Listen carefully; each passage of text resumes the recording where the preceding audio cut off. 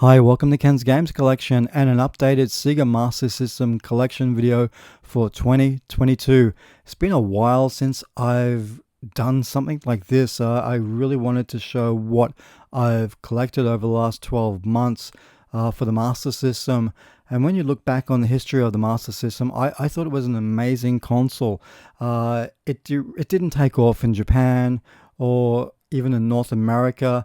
They were very limited by the licensing agreements that Nintendo had with third-party developers, which really didn't help it. It would have been a whole different ball game if that sort of stuff wasn't happening, because technically I feel the Master System was more advanced than the NES and had better graphics than the NES. It was just amazing what the Master System could do. So let's have a look and see what I've got in this collection. It's still ongoing. I'm still trying to rebuild it. So here we go with Action Fighter and Alice Kid in Shinobi World and High Tech World. Look, I don't have the first Alice Kid game. It was built in on the Master System 2, which I did play it, but I really suck at it. For me, Alice Kid in Shinobi World, I'll talk about this game before in other videos. I feel like this was a really fantastic platform game for the Master System.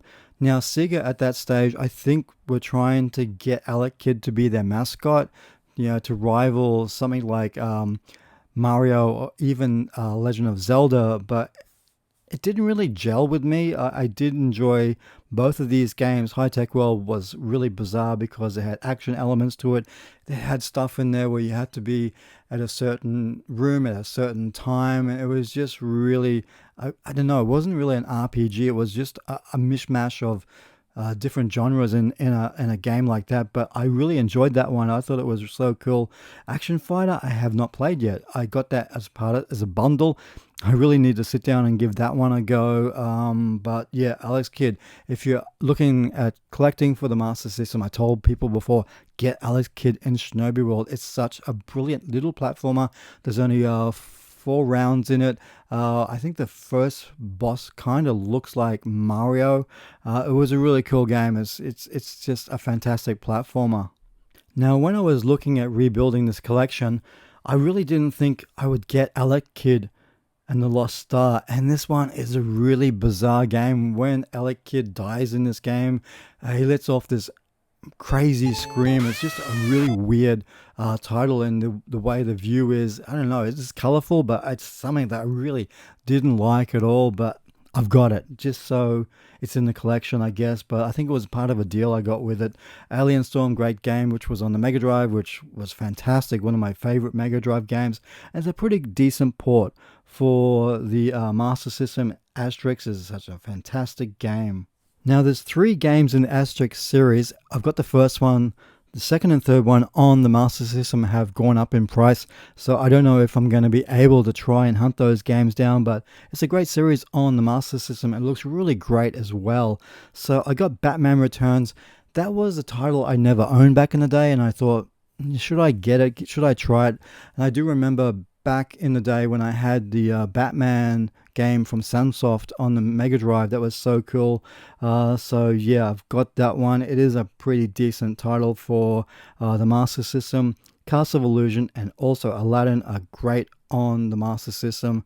They were great on the Mega Drive, so it was really good to see that sort of stuff getting ported to the Master System, and that happened a lot towards the end of the life cycle of the Sega Master System, especially in Europe, Australia, Brazil as well. There's parts of Europe it was really popular. Here in Australia, it was definitely popular as well, more popular than the NES. And yeah, we get a lot of this sort of stuff that North America didn't get, which is a shame. But like I said, it just didn't take off there, which was unfortunate. Now, Double Dragon, I remember playing that back in the arcades. For the Master System, it's very flickery with the enemies on screen. I don't think you can have more than 2 enemies on screen at once. There's a lot of slowdown. Like I said, there's a lot of flickering. So it's not something that I really, I don't really like that sort of stuff. But it did show some of the limitations of the Master System, unfortunately. Golf Mania was such a great game. I hate golf in real life, but video games, I really enjoy it. One of the newer games I got in the collection recently was Gavilius Valley of Doom. I loved that game back in the day, and it was so hard to try and track this game down at a decent price because the prices of especially the RPGs on the Master System have gone up so much, and to be able to find something like that was really cool. Another game I want to try and get, and this is over $250 now, is Golden Axe Warriors, which I had, which is like a Zelda clone, but better than Zelda. If I can find that one at a decent price, I would, but it's just really difficult to try and find games like that at reasonable prices. There's a lot of scalpers out there. The prices of these games are going up. Every few months, I've seen prices of Master System games increasing. Now, hang on, a great arcade game, pick that up cheap. Indiana Jones and the Last Crusade, the action game. It's not bad. It's really weird. It's a bit, the controls aren't that great. The game does crash a few times.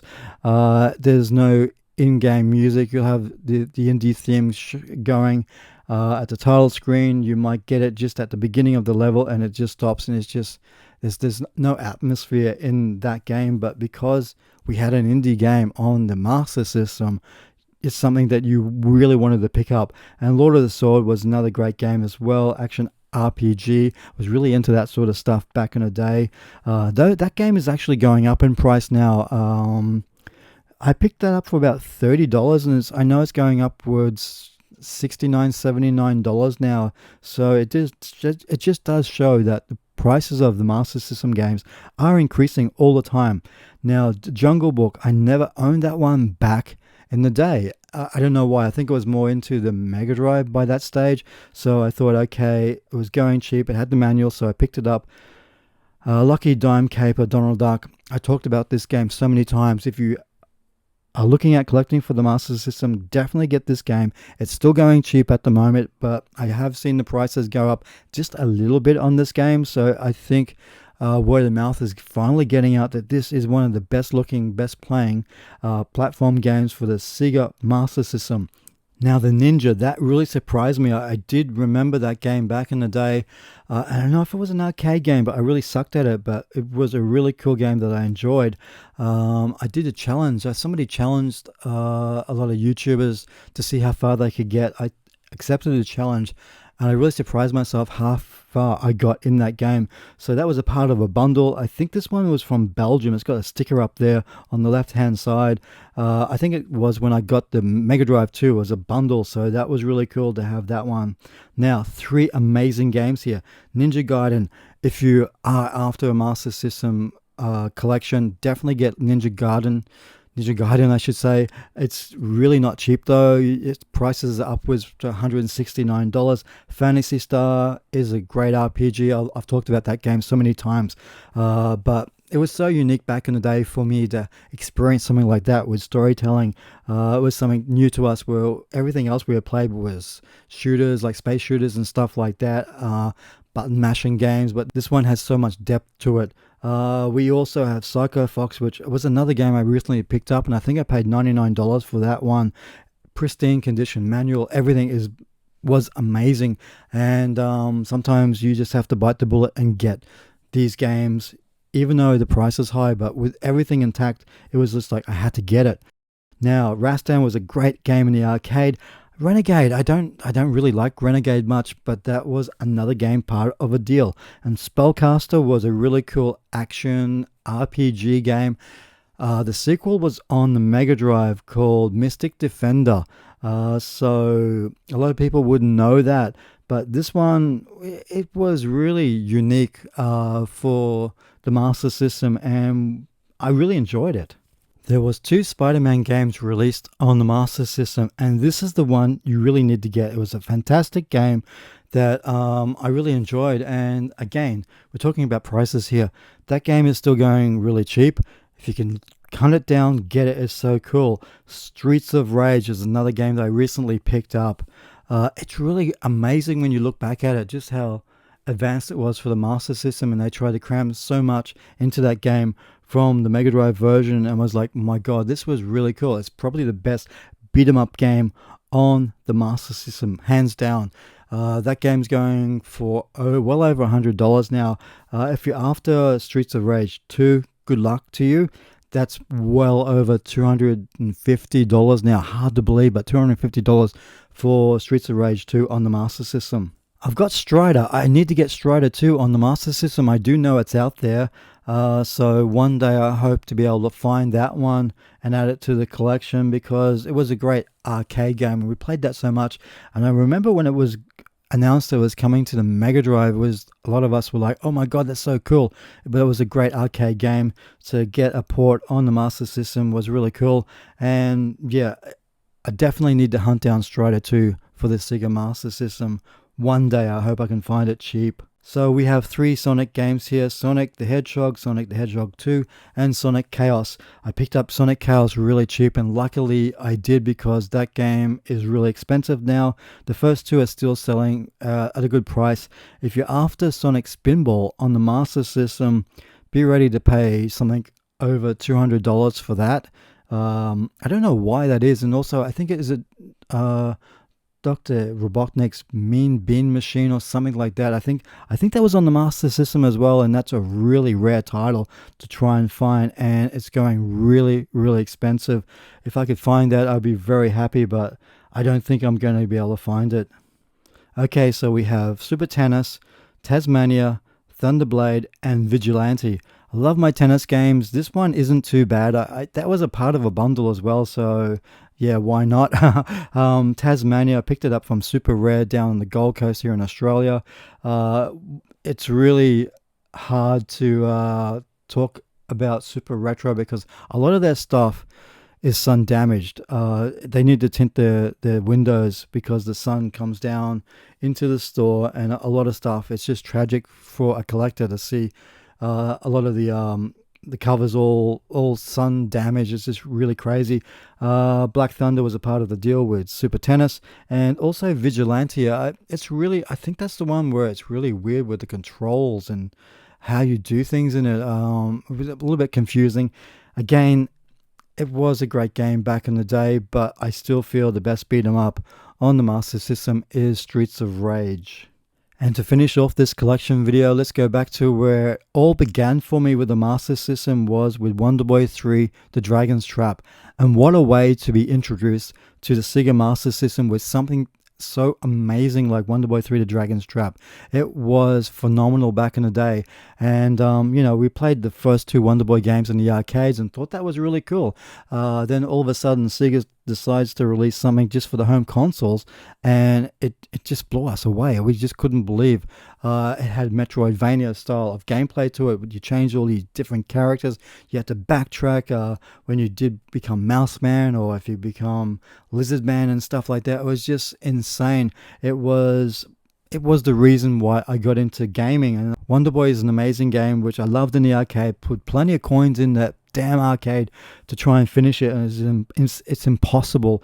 Wonder Boy and Monsterland was really different. It did have RPG elements to it. You have to upgrade your weapons and your armor. You had boots and stuff like that, so that was really cool. Wonder Boy has been remade into Wonder Boy Returns. Wonder Boy 3 Dragon's Trap, we do know that got a complete remake and was fantastic by .emu. I love to get, there's one more Wonder Boy game on the Master System, and I just missed out on a bidding war on eBay to pick it up cheap, because that game's going up to $300 now. So yeah, I just need to get one more Wonder Boy game for the Master System, and that's all done. So that's pretty much it. That's my Sega Master System collection for 2022. I'm not finished yet. There's still games out that I want to get. It's just going to be playing the waiting game, waiting for the prices to go down, or waiting to find really, really amazing deals. I don't know how many more games I want to collect for the Master System. I do have a list of games that I had back in the day and I want to get back. It's just a matter of, just waiting and seeing what I can find, and seeing what other games are out there that I never tried back then. And hopefully I can discover some amazing games. So that's it. That's my Master System collection for 2022. We might revisit this in 2 years. Hopefully I've got the majority of stuff that I want to get back. It was an incredible system. It's great to see collectors finally realizing it. It's just unfortunate that prices of Master System games are going up so much right now, but it's just the way it is with the market. So until next time, guys, thanks very much for watching and take care. Bye.